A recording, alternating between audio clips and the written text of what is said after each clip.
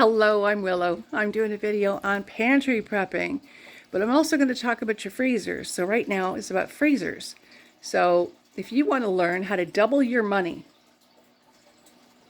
have a kick butt pantry like we do. We've got 4 freezers on the main level in the garage. We've got one upright up here, and I don't even count the one above the fridge. But you know, when buying, say, onions, okay, I will buy a sack of onions. And, oh, darling, come on up. Just get a scratch. Come on. She's in heat. She needs a little TLC. You're ignoring me? Be like that. Anyway. Right. Bag of onions. Get in the mindset. Okay, I'm going to save money. Go to the store, write down the things you need, okay? Also, what's on sale? And this time you're thinking vegetables, as I said, right? This is about your freezer.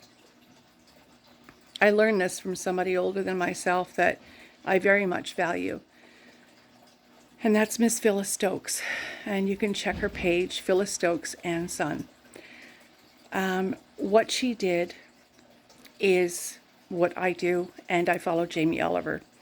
So a cutting board, a clean cutting board, a food processor, clean sinks, dump in your onions, or it's your celery, okay? Wash them really well, trim them up, put them through your processor.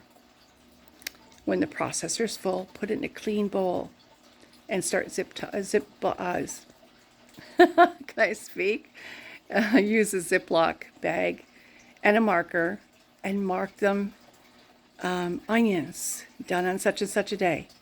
And guess what? You can sit back when you need it and just break off a little bit, and there you go. You have that.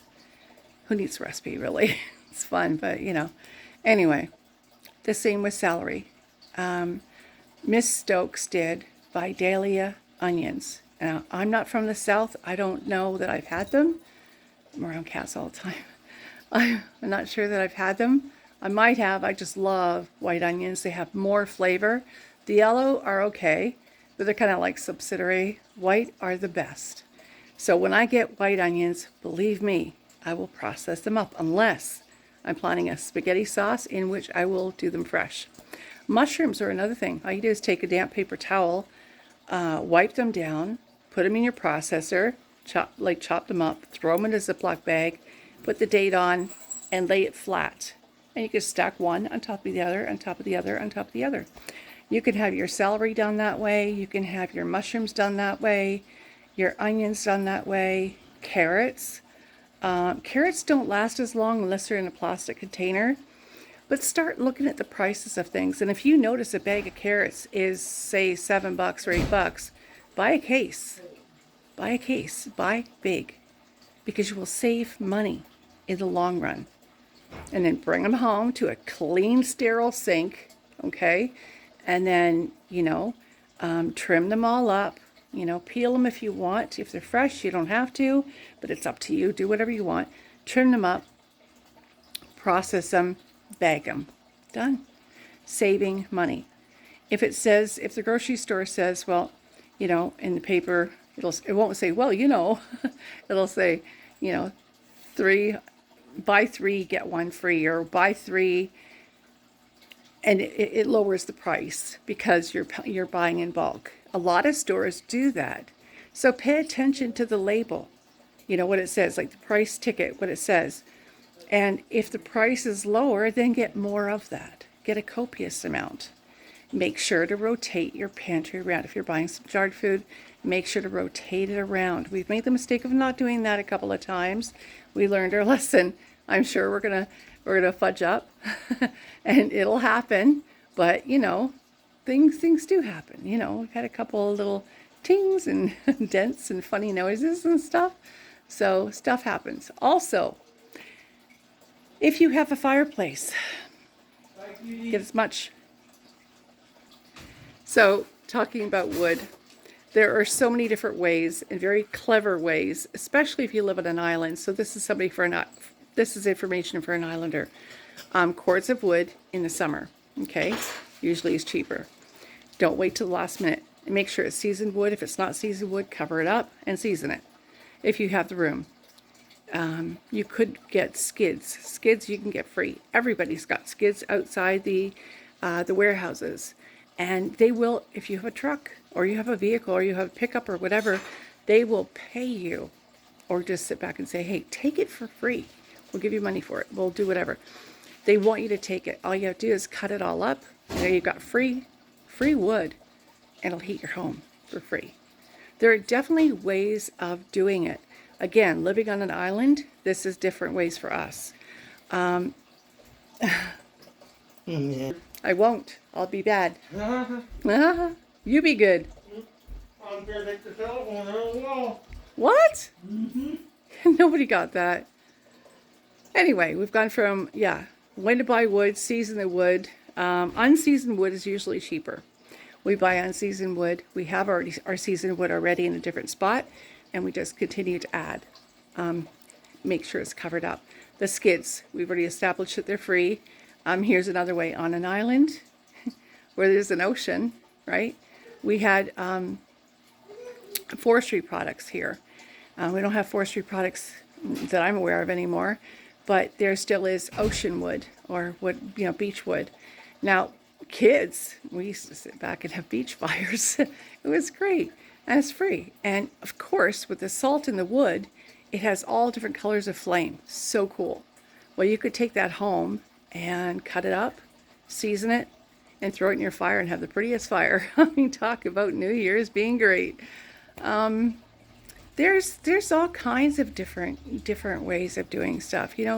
If you find that there's a windstorm in your area and there's some windfall going around, make sure your neighbors know that you have a fireplace or a wood stove and that you're looking for firewood. Okay, they'll keep an eye out for you, and you keep an eye out for them too. Cover each other's backs. Your neighbors can be your best friends. Seriously, they'll sit back and go, hey, Willow, guess what? Tree went down, such and such. Let Paul know. Okay, do you want to pick it up? We'll start cutting it. Yeah, all right, we'll come at such and such. We'll take all of it and we'll drop yours off. Oh, that's great. That's even better. Sometimes they'll do all the work for you if you just drop off their wood for them. It's awesome. You scratch my back, I'll scratch your back. It goes a long way. When it comes to pantry prepping, you're not just thinking about your toothbrush or the food you're going to put in your belly. You're going to think about your firewood. How are you going to cook? Do you have, cast iron frying pots? You got to have this stuff. It's necessary. There's, I think it was I can't remember who was talking about it. It was a coffee pot that you could use. I want to say it was Sia. Sia, if it's you, put down it was me. And then look at that in my comments down below. It was a coffee pot. It's Sia. A Vagabond Witch in the Woods. Check it out. Vagabond Sage in the Woods. I believe that's her channel. And I believe it was her that mentioned the coffee pot / water pot to boil water for coffee, for tea, for whatever, hot water. I mean, it's dead smart. It's clever. It's really clever to think that way. In our second kitchen downstairs, and I get that a lot of people don't have this kind of space. I understand that. And again, we saved our cast iron pots because my mother-in-law was doing this for the, time at the end. She was preparing, and she was a witch, and she was preparing. So it was very clever, and that's why we started to get cast iron frying pots. We started to learn how to season them, how to take care of them. You know how to season them? Don't wash them with soap and water. When you get one, if it's all rusty, get the, there's a bit you can get for your drill and buff it up and just get wear some glasses, safety glasses. Buff it all up, clean it down, wipe it with a dry paper towel, and sand it the heck down, and treat it with butter or an oil or fat in a hot oven for at least a couple of hours on a hot temperature. It goes into the pores, and that's after it's cleaned, of course.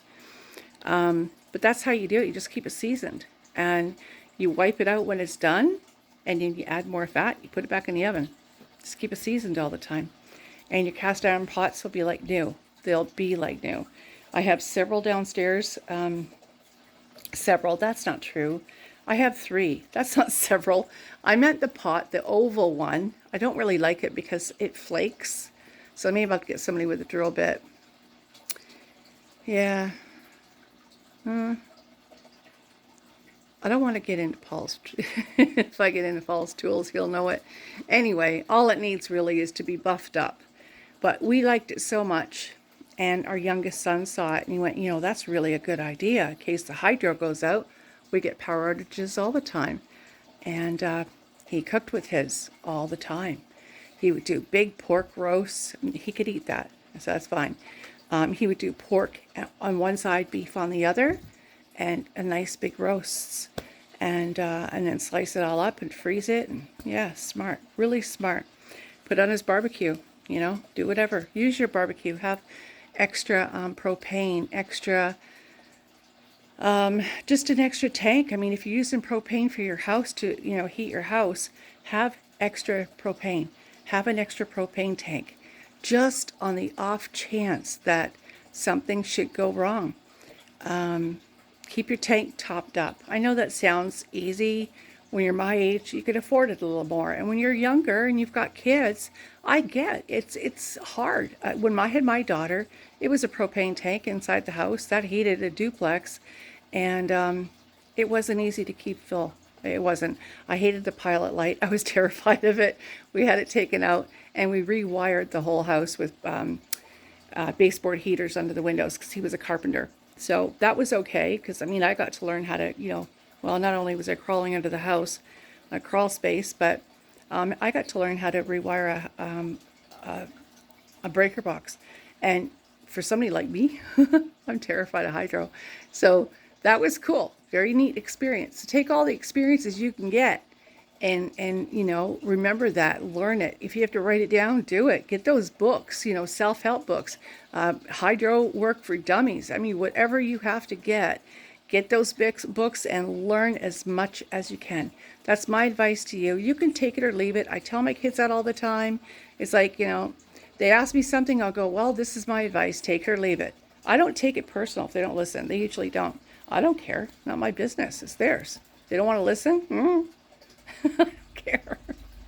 My mother took it more personal when I didn't listen. Her advice just didn't happen to be very good. On that note, moving on. We'll come up with some more videos and some more ideas, and you know, see if we can get you guys going on a pantry. Because the most important thing you could put in the description bar downstairs, description bar comments, is that Willow, I am working on a pantry. Or yep, working on it. Even 1 or 2 things. Come on, let's get you going on that. All right? Later.